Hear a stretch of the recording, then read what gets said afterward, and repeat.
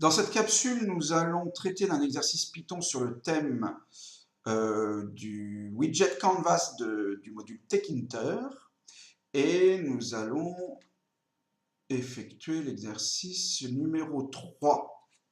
Il s'agit de réaliser une application Python avec une interface TechInter contenant un widget Canvas dans lequel on dessinera un petit disque rouge que nous pourrons déplacer à l'aide de 4 touches alphanumériques de votre choix du clavier. Alors les touches alphanumériques, c'est soit les lettres, on va dire, AZERTY, etc., ou les chiffres, comme vous le souhaitez.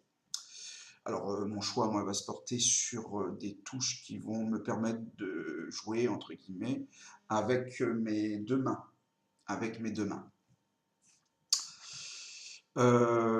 Voilà, donc je connais tout ça. À l'aide d'Idle. Bon, il va falloir donc utiliser l'import de TechInter.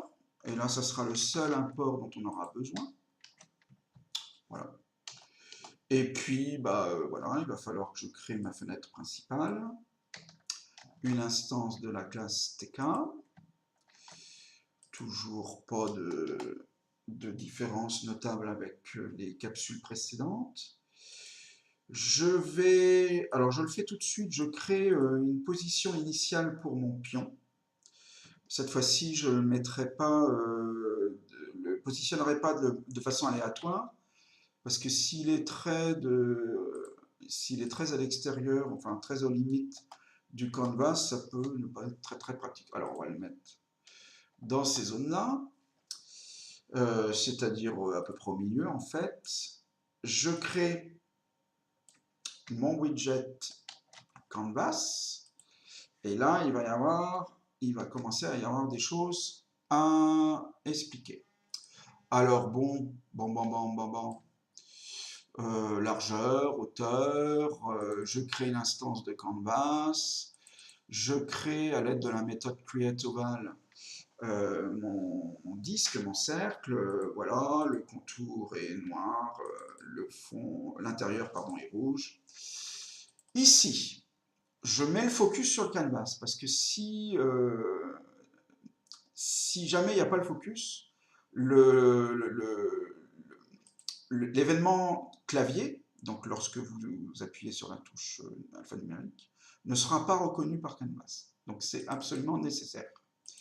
Et puis, alors, pour l'instant, les seuls événements qu'on a eu à gérer, c'est des clics sur des boutons. Les boutons ont une particularité, c'est qu'ils ont une option commande qui permet d'associer le clic du bouton à une fonction. Ce qui n'est pas le cas pour le widget Canvas.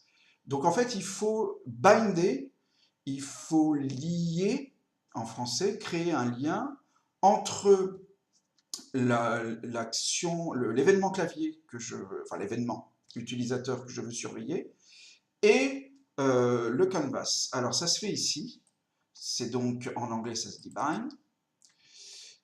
Et là vous citez l'événement que vous souhaitez surveiller.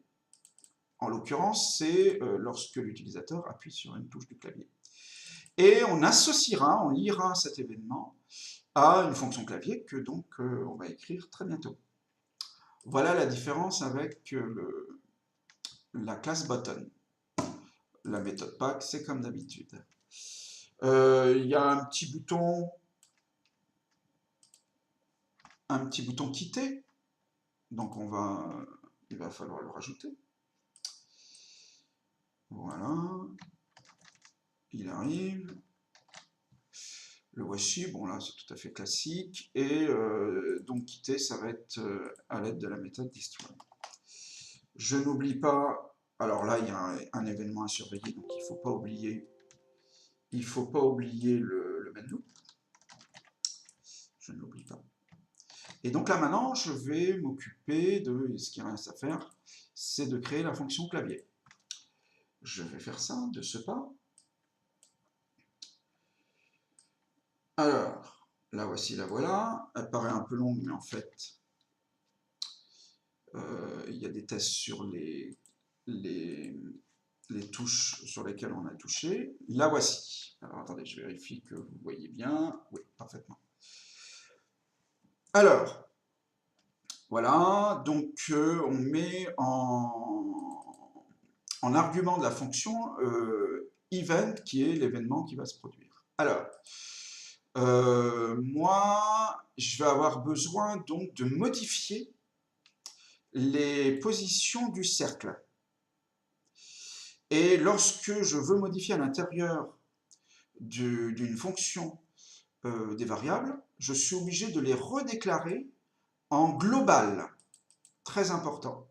Si vous voulez modifier une variable qui a été initialisée par ailleurs à l'intérieur d'une fonction, eh bien, vous êtes obligé d'utiliser le mot-clé global.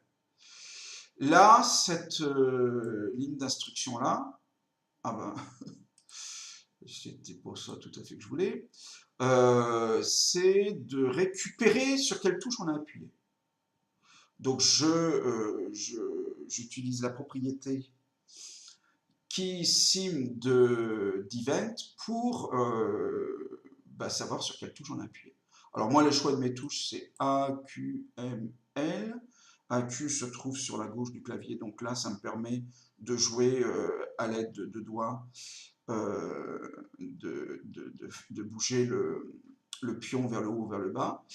Et M et L, donc là, c'est avec ma main droite, me permettent d'aller vers la gauche ou vers la droite. Je les bouge de 20 pixels à chaque fois. Voilà. Et donc, je redessine le cercle, le disque, le pion, en utilisant la méthode Chords. Voilà. Et ça, normalement, ça devrait fonctionner. Ça devrait fonctionner, on va le tester. Un module. Alors, je sauvegarde. Il apparaît ici. Alors, normalement, on le voit. Oui, très bien. Alors là, je mets, en joueur averti, je mets le... Alors, le focus s'est mis automatiquement. Là. Si je ne touche à rien, le focus s'est mis automatiquement sur le canvas. Donc là, il est prêt à écouter mes événements clavier.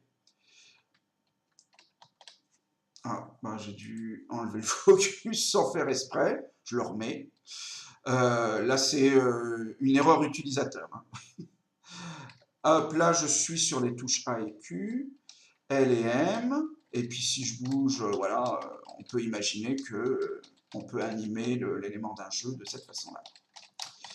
Voilà, ça marche bien. Je vais quand même tester le bouton. Quitter, ça marche. Eh bien, écoutez, ça sera tout pour aujourd'hui. Je vous remercie d'avoir suivi cette capsule et je vous dis à très bientôt.